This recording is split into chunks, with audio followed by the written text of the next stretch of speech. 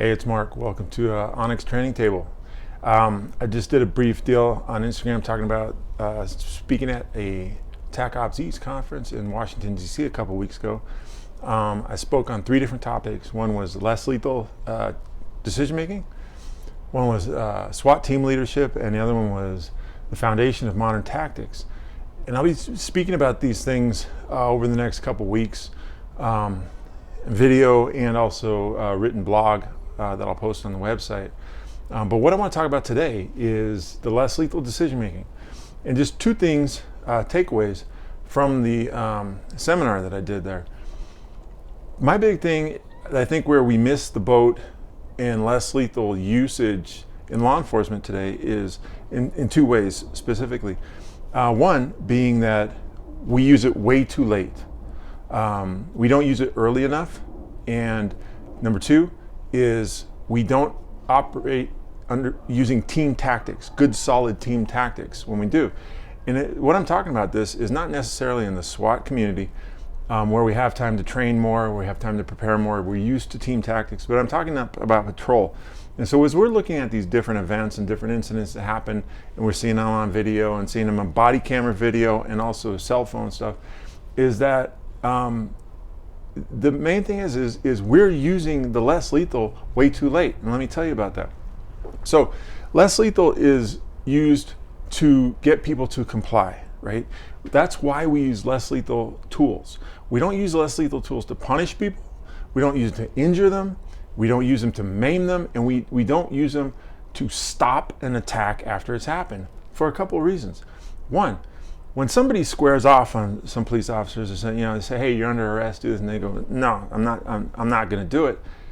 They're still thinking, they're still reasoning, they're still able to be motivated to make a good decision. Now, as I've talked about before, why are we expecting people who are intoxicated, under the influence of drugs, might be in a mental health break, are habitual criminals? Why are we expecting them to make good decisions in a crisis situation? We should be doing everything we can to motivate them to make good decisions, okay?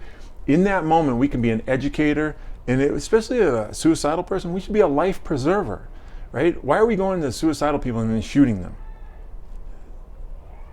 That's our first option, is to shoot. I understand it. Somebody pulls a gun on you. I understand all that. I've done it. I've been shot at. I get it. But I'm talking about some of these issues where the person is unarmed. How do we explain that, right? So my thing is this, is we wait too long to use the less lethal, and then it becomes a case of life or death. Because as a police officer, if somebody attacks you physically, you have to presume they're trying to kill you, because they are going to try to get your weapons. And if they render you unconscious, they have your weapon, now they can kill you. So you have to see it as life or death. So in that instance, if somebody were to attack you and now you're thinking life or death, why would you use any tool less than lethal force? It makes no sense. So the point being is that we wait until the suspect physically attacks the officers or physically does something before we use less lethal. The less lethal doesn't work, and then we end up using lethal force because we're already geared towards life or death, preservation, lethal force. It's how we think. It's how we're wired, okay? It's how we train our police officers. Whether right or wrong, good or bad, that's what's happening. So secondly, the suspect is the same way. When the suspect is standing there, they have not yet committed or decided that they're going to either fight or flight. So when they're standing there is when we should use that less lethal. So a suspect squares off, now's the time to pull out the taser, hit them with the taser, because they're still thinking. Once they attack, they've gone into fight or flight. They're no longer reasoning. They are in survival mode, okay? Same as you. So they're not going to be as motivated by stimulus, by pain stimulus, because their endorphins are going, right? The adrenaline's going, everything's going to reduce their pain receptors. So they aren't going to feel it. Whereas if they're just standing there and you hit them with the taser, plus that they're not moving, you're going to have a greater impact, okay? Impact munitions, speaking of impact, I love impact munitions. If somebody's standing there and you hit them with a 37 or a 40 millimeter baton round, it's going to have much more impact than if they're running at somebody and engaging in some sort of an assault. Plus that, you're going to probably hit the other person.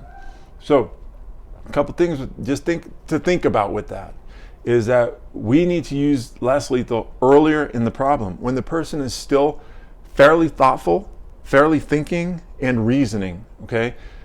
So that we motivate them into making a good decision, right? That's why we have the tools, we have the training, we have the tactics. Secondly, with the team tactics, right? Police officers, law enforcement, sheriff's deputies, whatever you want to call yourself, how do you normally operate? Most of the time we're operating on our own. We're very autonomous.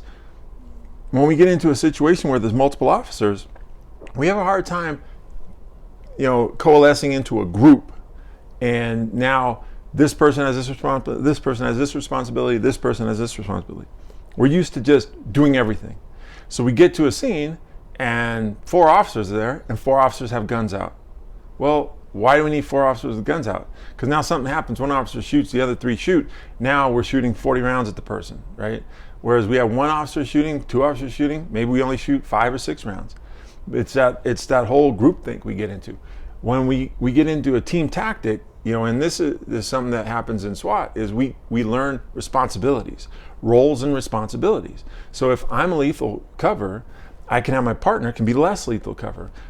The other person can be our team leader, hands and commands, whatever it is, right?